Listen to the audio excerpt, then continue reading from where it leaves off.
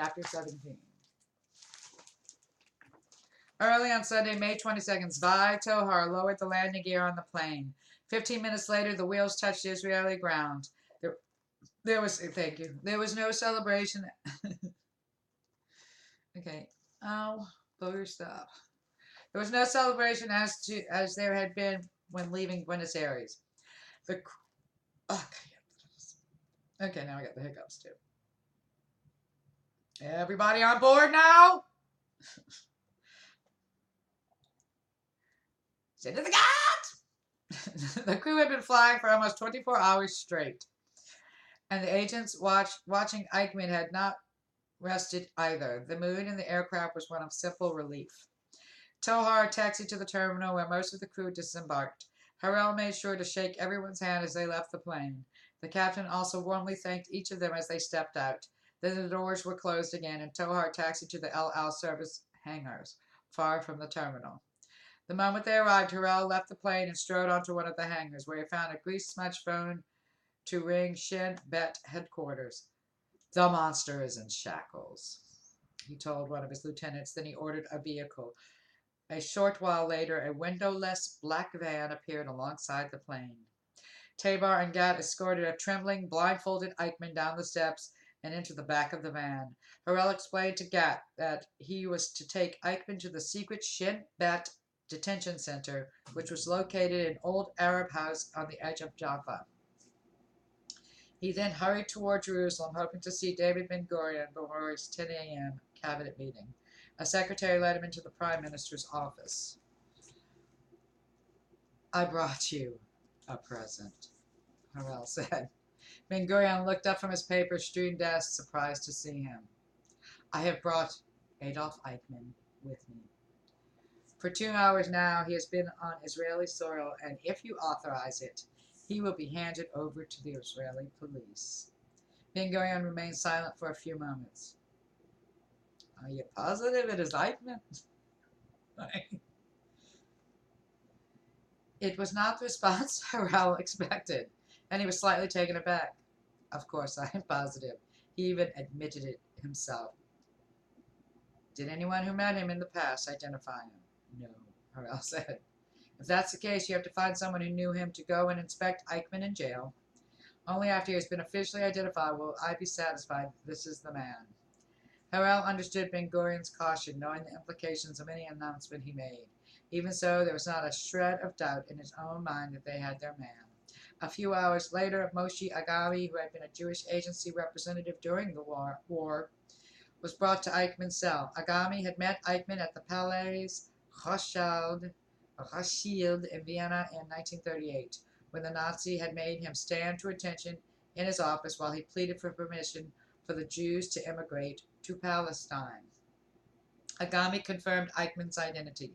After he left, Benno Cohen, the former chairman of a Zionist organization in Germany in the mid-1930s, also identified the prisoner as Eichmann. Harel phoned the prime minister and delivered the news. At last, Ben-Gurion allowed himself to relish the operation's success. He wanted to announce the capture the next day. Harel asked him to wait. Some of his agents were still in South America. How many people know Eichmann is in Israel? Ben-Gurion asked. Already more than 50, Harel admitted. In that case, no waiting. We're going to announce. Early the next morning, a blistering, hot, cloudless Israeli day, Adolf Eichmann was brought in front of Judge Emmanuel Halavi in Jaffa. When asked for his identity, he answered without hesitation, I am Adolf Eichmann. His voice cracking, Halavi charged him with the crime of genocide and issued his official arrest warrant. In a restaurant in the city of Cologne, Fritz Bauer was waiting for an Israeli associate of Harel's who had called an urgent meeting, but who was now late. Bauer suspected something had gone terribly wrong with the Eichmann's mission.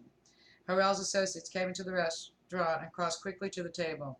When Bauer heard the news of the capture, he leapt from his seat, tears welling in his eyes, and kissed the Israeli on both cheeks. Yasser Harel had thought that the Hess Attorney General deserved to be told of the mission's success before it hit the headlines. Now it was time for the rest of the world to know. At 4 p.m., David Ben-Gurion strode into the Knesset, Israeli's parliament. Some had heard he had a special announcement, but no one had any idea what it might be. He stood at the podium, and the chamber hushed. In a solemn, strong voice, he said, I have to inform the Knesset that a short time ago, one of the most notorious Nazi war criminals, Adolf Eichmann,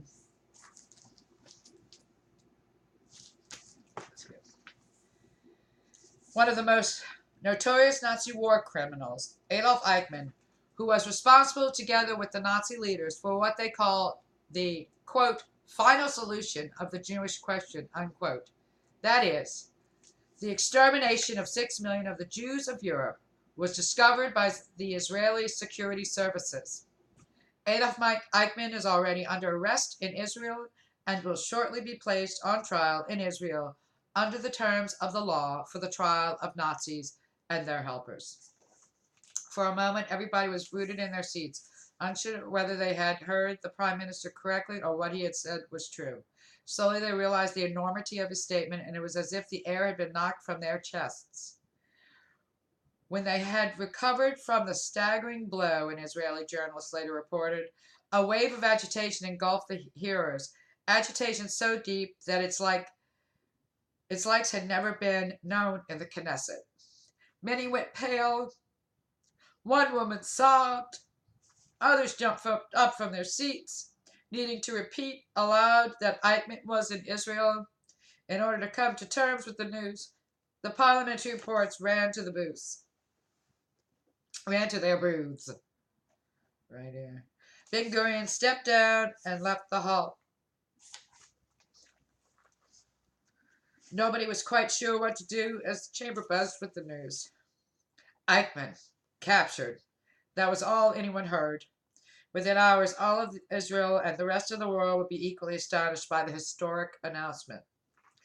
On May 25th, Abraham Shalom was on a bus back to his hotel in Santiago, Chile. He had only just been able to send a cable to Mossad headquarters, notifying Issa Harel that he, Eitan, and Malcolm were safe. They had arrived in the country 3 days earlier after a breathtakingly beautiful journey by steam train from Mendoza through the Andes. On the day of their arrival, southern Chile had suffered a devastating earthquake, the most powerful ever recorded in the world, which had killed thousands and sent tsunamis surging across the Pacific. Shalom, praise you, Jesus. Praise you, Jesus.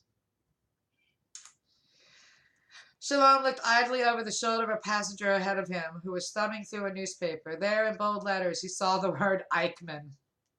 Stunned, he stumbled off the bus to the next stop. At a corner stand, he bought a whole bundle of papers, most carrying the headlines, Ben-Gurion announces the capture of Adolf Eichmann. Shalom was livid. Nobody was supposed to know about the operation until they were all back in Israel. When he showed Eitan and Malcolm the newspapers, they were equally angry, but there was nothing they could do about it. A few days later, they secured flights out of Chile. By chance, Shalom and Malcolm were both routed through Buenos Aires, and they spent a worried hour on the tarmac of Ezeiza before takeoff.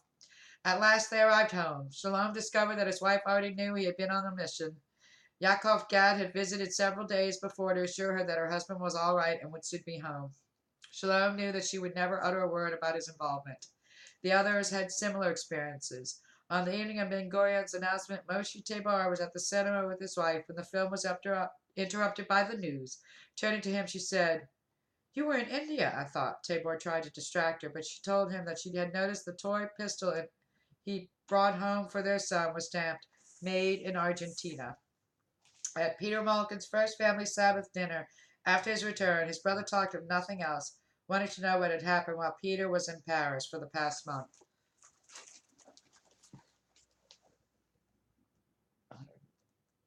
Awesome picture. Adolf pleaded ignorance. His mother, not Adolf, whoever, his mother pushed him to say where he had really been. "Look, didn't you get my letters?" he asked. They were like all your letters. They could have been written last year or tomorrow. Were you involved with this? Malcolm desperately wanted to tell her that he had been involved and that he had avenged his sister Fruma's death. "Please, Mama, enough. I was in Paris. Zvi Aharoni Made the same excuse with his brothers, called him unexpectedly, wanted to know when he had returned to Israel. I'm not naive, his brother said. I know you were away for over 2 months and I heard it been going on the radio. I can add 2 and 2 together, or can I? Well done! A Shin Bet secretary had also tied Aharoni's absence to the news, threw her arms around him on his first day back, and no words were needed. A Holocaust survivor displays her Auschwitz tattoo as news of Eichmann.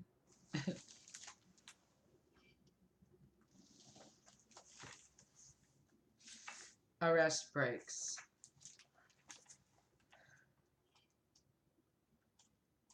He looks just like his husband.